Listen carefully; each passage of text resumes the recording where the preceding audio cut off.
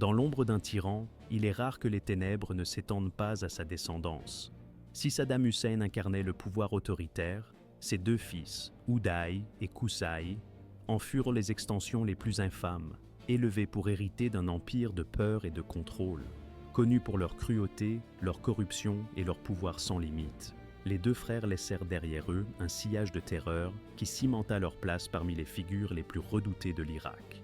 Leur règne s'acheva pourtant dans un bain de sang, le 22 juillet 2003, suite à l'invasion menée par les États-Unis. Mais comment cette dynastie de la peur s'est-elle érigée et comment a-t-elle fini par s'effondrer? Le 18 juin 1966, alors que l'Irak bouillonne de complots et de révolutions, un enfant voit le jour. Il se nomme Uday. Son père, Saddam, est alors en prison pour ses activités au sein du parti Baas. Les récits de sa jeunesse dressent un portrait contradictoire. D'un côté, le souvenir d'un garçon enjoué, presque charmant. De l'autre, des témoignages plus sombres, évoquant déjà une inclination à la cruauté qui préfigurait ses actes futurs. Sur le plan scolaire, Uday est un élève moyen. Il nourrit un temps l'ambition d'étudier la physique nucléaire, probable tentative de mimer la vision grandiose de son père pour la puissance irakienne. Il se contentera finalement d'un diplôme d'ingénieur de l'université de Bagdad. C'est là, sur les bancs de la faculté, qu'il commence à forger sa réputation d'arrogance et de suffisance, des traits exacerbés par la proximité du pouvoir grandissant de son père. À seulement 21 ans, Uday est nommé président du comité olympique irakien et de la fédération irakienne de football. Ces postes, en apparence honorifiques, allaient devenir ses laboratoires personnels de la cruauté. Loin d'être de simples charges administratives, il les transforma en instruments de contrôle et de brutalité. Il fonde le club sportif Al-Rachid, forçant les meilleurs athlètes du pays à le rejoindre sous la menace et la coercition. Ceux qui résistaient ou ne parvenaient pas à satisfaire ses attentes faisaient face à des châtiments inimaginables. Des athlètes battus avec des boules de béton, les pieds fouettés jusqu'au sang, ou soumis à des méthodes de torture dignes du Moyen-Âge, conçues pour briser leur esprit.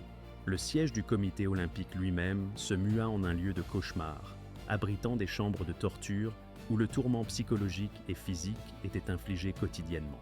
Un récit particulièrement glaçant décrit comment Uday supervisa personnellement un entraîneur traîné sur du gravier pour une désobéissance supposée. Les histoires d'athlètes emprisonnés et torturés se répandirent, devenant synonymes de son nom. À sa soif de pouvoir s'ajoutait une instabilité psychologique terrifiante. Ces sautes d'humeur imprévisibles le rendaient encore plus dangereux. Il pouvait charmer ses invités lors d'une fête somptueuse pour, l'instant d'après, déchaîner une violence inouïe sur ceux qui avaient eu le malheur de lui déplaire. Sa cruauté n'était pas un simple outil politique destiné à imposer la loyauté. C'était l'expression pure d'une psychopathie profondément ancrée, laissant d'innombrables victimes dans la peur perpétuelle de croiser son chemin. Sa réputation de playboy masquait une réalité bien plus sombre et sinistre. Sa richesse, son pouvoir et la peur qu'il inspirait lui permettaient d'agir en toute impunité. Uday avait pour habitude d'enlever et d'agresser des femmes, beaucoup étant choisis au hasard lors de réceptions, dans la rue ou même dans les écoles. Les femmes et leurs familles vivaient dans la crainte perpétuelle de son regard, sachant que ses caprices pouvaient ruiner des vies sans avertissement ni conséquence. L'incident qui choqua jusqu'au cercle rapproché de Saddam fut l'enlèvement et l'agression d'une jeune mariée le jour de son mariage, un acte qui démontrait son mépris absolu pour toute norme sociale ou d'essence humaine. De nombreux témoignages émergèrent de femmes recourant à des mesures extrêmes pour éviter son attention, se cachant pendant des jours ou fuyant vers des zones rurales. Certaines familles allaient jusqu'à marier leurs filles en secret pour échapper à son regard de prédateur. Sa brutalité s'étendit même à l'entourage de son père, le marquant comme un danger potentiel malgré son statut d'héritier. En 1988, lors d'une fête fastueuse de l'élite du régime, son comportement erratique culmina dans un acte d'une violence inouïe. Dans un accès de rage, jaloux de l'influence qu'il jugeait excessive, il matraqua à mort Kamel Hanagejeo, le garde du corps et goûteur personnel de Saddam. Les témoins décrivirent une scène d'horreur, la fureur incontrôlable d'Uday exposée aux yeux de tous. Cet acte d'une brutalité insensée ulcéra Saddam, qui y vit non seulement une trahison personnelle, mais aussi une atteinte à la stabilité du régime. En guise de punition, Uday fut brièvement emprisonné puis exilé en Suisse, où il aurait continué à manifester un comportement violent. Son exil fut de courte durée. Usant de l'influence de sa mère et du pardon éventuel de son père, Uday revint en Irak pour reprendre son rôle au sein du régime et poursuivre son règne de terreur. Uday Hussein forge les Fedayeen de Saddam, une milice paramilitaire tristement célèbre pour ses méthodes impitoyables et sa loyauté fanatique au régime. Cette milice de l'ombre, composée de partisans exaltés, reçoit une mission claire: écraser toute dissidence, instiller la peur et maintenir un contrôle absolu sur la population. Leurs uniformes noirs, inspirés du casque sinistre de Dark Vador, ne sont pas un hasard, ils sont un symbole, une aura d'intimidation conçue pour représenter leur nature brutale et sans compromis. Sous la direction d'Uday, les Fedayeen se bâtissent rapidement une réputation sanglante. Les exécutions publiques deviennent un spectacle macabre, souvent organisé devant de larges foules, pour servir d'avertissement glaçant à quiconque oserait s'opposer au pouvoir. Mais la cruauté ne s'arrête pas là. Les Fedayeen développent des pratiques d'une barbarie inouïe. L'une des plus tristement célèbres consistait à utiliser des perceuses électriques pour forer des trous dans le crâne des prisonniers. Des rapports émergent décrivant des captifs torturés à l'électricité, brûlés à l'acide et soumis à d'autres sévices inhumains. Leur champ d'action dépasse bientôt les frontières de l'Irak. Uday aurait ordonné au groupe d'assassiner des dissidents en exil et d'intimider les critiques du régime à l'étranger, consolidant leur statut d'instrument de terreur international. Les opérations des Fedayeen deviennent indissociables du pouvoir sans limite d'Uday, cimentant son image comme l'une des figures les plus craintes et les plus sadiques d'Irak. En contraste frappant, il y a Qusay Hussein. Né en 1967, il est l'antithèse de son frère, réservé, calculateur, préférant opérer dans l'ombre. Cette nature plus discrète lui vaut la réputation d'être le plus réfléchi et le plus discipliné des deux frères, des traits qui séduisent leur père. Saddam reconnaît en Qusay un potentiel différent, celui d'un confident de confiance, et le prépare dès son plus jeune âge à des rôles clés au sein du régime. Là où Uday exhibait sa violence de manière tapageuse, Qusay se concentre sur l'organisation, la loyauté et la discrétion. Il devient une figure indispensable du premier cercle. Son entourage le décrit comme méthodique et pragmatique, des qualités qui définiront son style de commandement au cœur de la machine oppressive du régime. En 1988, Qusay est nommé directeur adjoint de l'Amn al-Qas, l'organisation de sécurité spéciale. Cette agence est le système nerveux central du contrôle de Saddam sur l'Irak, agissant comme le bras armé du régime pour éliminer toute opposition.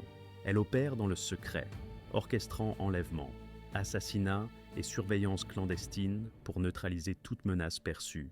Sous la direction de Qusay, l'Amn al-Qas devient l'une des entités les plus redoutées d'Irak. Mais son rôle le plus infâme reste la répression brutale des soulèvements de 1991, qui éclatent à travers le pays au lendemain de la guerre du Golfe. Ces insurrections, nourries par un mécontentement généralisé, sont écrasées avec une violence dévastatrice. Qusay orchestre la destruction des marais du Sud, un écosystème vital et un berceau culturel qui avait nourri les communautés chiites arabes pendant des siècles. En asséchant ces terres, Qusay ne se contente pas de déplacer des dizaines de milliers de personnes, il anéantit leur mode de vie, transformant un habitat florissant en un désert désolé. Un acte de destruction écologique et culturelle pour anéantir un peuple et son histoire. En 1996, Qusay devient président du Conseil de sécurité nationale irakien. Cette position lui donne le contrôle de toutes les agences de renseignement, y compris la redoutable Mukhabarat, spécialisée dans l'espionnage et l'élimination des opposants. Fort de cette nouvelle autorité, il dirige ses agences avec une efficacité impitoyable, s'appuyant sur un vaste réseau d'informateurs. Simultanément, il prend le contrôle des finances de l'Irak, y compris les revenus du commerce illicite de pétrole. Cela lui permet d'amasser une fortune personnelle colossale, mais surtout de financer et de consolider son pouvoir.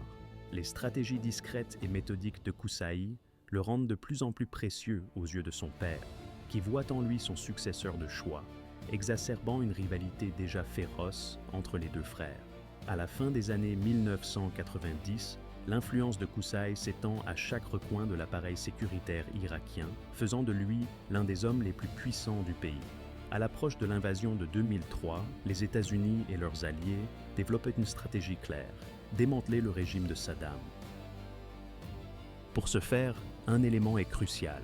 Il faut identifier, localiser et neutraliser les figures clés de ce cercle du pouvoir. Pour systématiser cette chasse à l'homme, les forces de la coalition conçoivent un outil d'une simplicité redoutable, un jeu de cartes.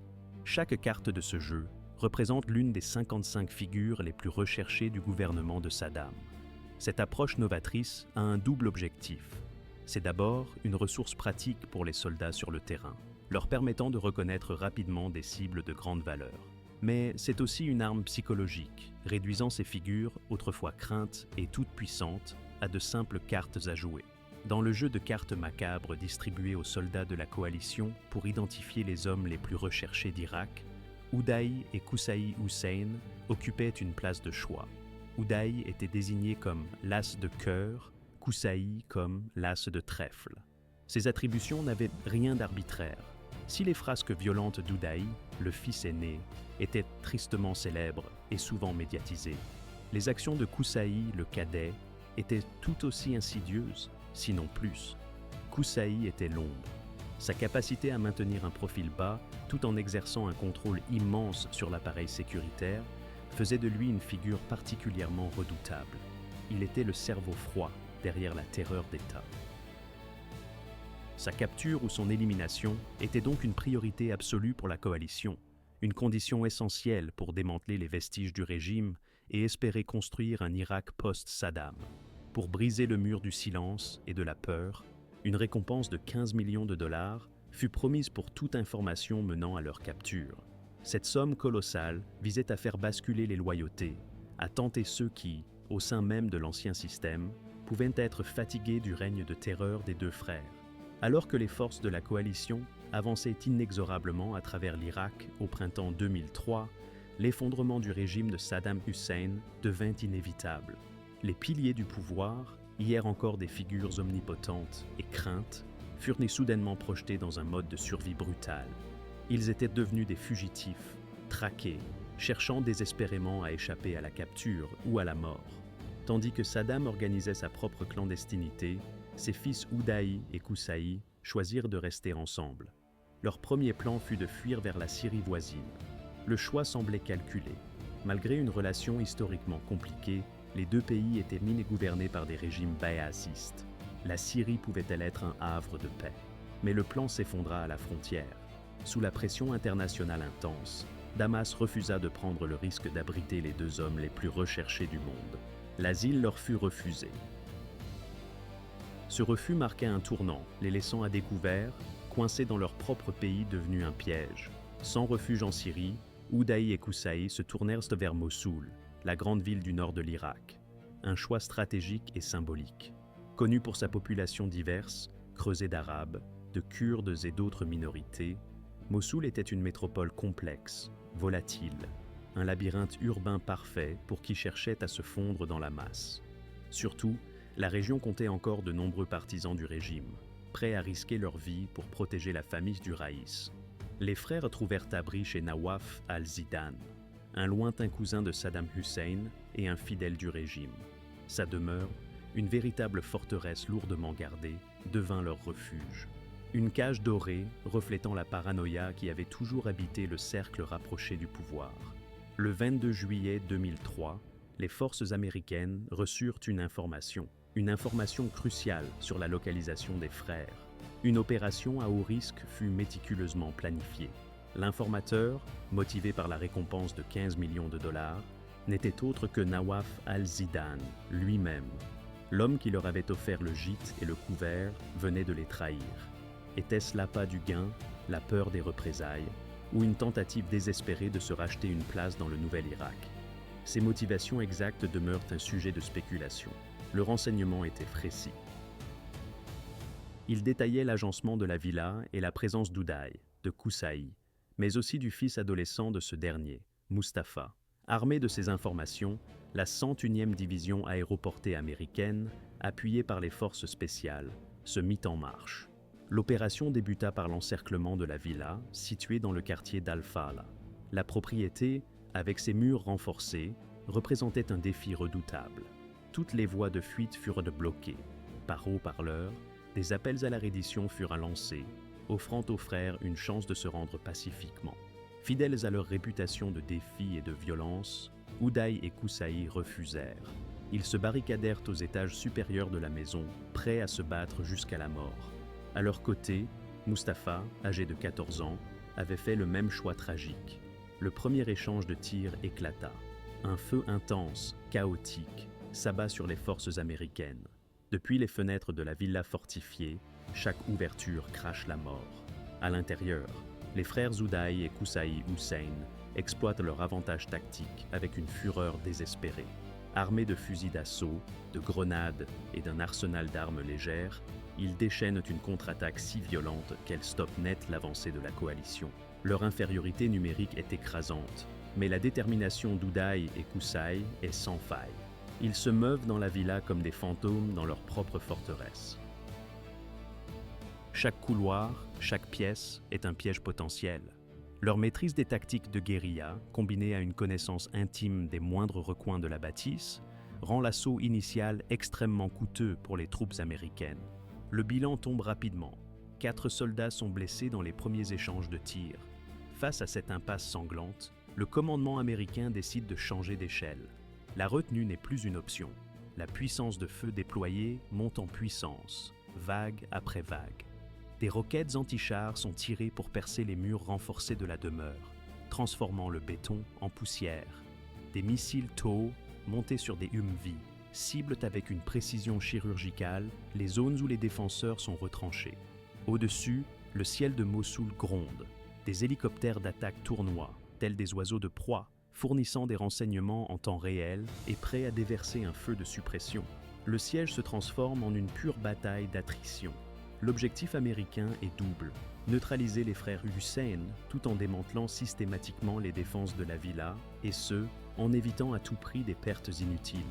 Mais au cœur de ce déchaînement de violence se niche une tragédie encore plus sombre. Le fils de Qusay, Mustapha, est là. Il n'a que 14 ans. Pourtant, il combat avec la même férocité que son père et son oncle. Les témoignages du champ de bataille sont formels. L'adolescent participe activement à la défense, ouvrant le feu sur les soldats américains, refusant toute idée de reddition jusqu'au tout dernier souffle. La présence de Mustapha est le symbole glaçant de la violence intergénérationnelle qui définissait le régime de Saddam Hussein. Né dans le privilège et le pouvoir, il a été élevé dans un culte où la loyauté au clan et la préparation à la violence étaient instillées dès le plus jeune âge. Sa mort, aux côtés de son père et de son oncle, ajoute une dimension poignante et macabre aux événements de Mossoul. Quel autre destin pouvait-il connaître? Après des heures de combat acharnés, la décision finale est prise. Pour mettre un terme à l'affrontement, les forces américaines vont déployer 10 missiles TOW, une frappe décisive. Ces projectiles guidés avec une précision redoutable provoquent des dommages cataclysmiques. Des pans entiers de la structure s'effondrent. La villa est éventrée, puis dévorée par les flammes. La forteresse est devenue un brasier. Avec le bâtiment à l'agonie, les troupes américaines lancent l'assaut final. Elles prennent d'assaut les étages supérieurs, là où Uday, Qusay et le jeune Mustapha s'étaient réfugiés pour leur dernier combat. À ce stade, la résistance a considérablement faibli. Les défenseurs, probablement désorientés, blessés par le barrage incessant de missiles et de tirs, ne peuvent plus rien. Quand la fumée se dissipe et que le silence retombe, les soldats découvrent les corps sans vie d'Uday, Qusay et Mustapha à l'étage. Les corps des 2 frères portent les stigmates de la violence de l'affrontement, plus de 20 impacts de balles chacun. Mustapha, malgré son jeune âge, a été tué dans la confrontation, après avoir, dit-on, résisté jusqu'à la fin. Pour confirmer leur identité, l'armée américaine procède à des autopsies complètes. Une décision controversée est alors prise. Des photographies des corps sont prises et distribuées aux médias. L'objectif est de prouver au peuple irakien et au monde entier qu'Uday et Qusay sont bel et bien morts. C'était une étape jugée cruciale pour démanteler l'emprise psychologique du régime de Saddam. La survie, même supposée, des 2 frères aurait pu être utilisée pour perpétuer la peur et l'insurrection. Les photographies, macabres, sont jugées nécessaires. Elles doivent apporter une conclusion aux innombrables victimes de la brutalité d'Uday et de Kusai. Leurs visages, défigurés par la bataille, doivent même être reconstitués avec du mastic de taxidermiste avant d'être rendus publics. Malgré la polémique, ces images serviront de preuve terrible, mais puissante, que le règne de la terreur touchait à sa fin.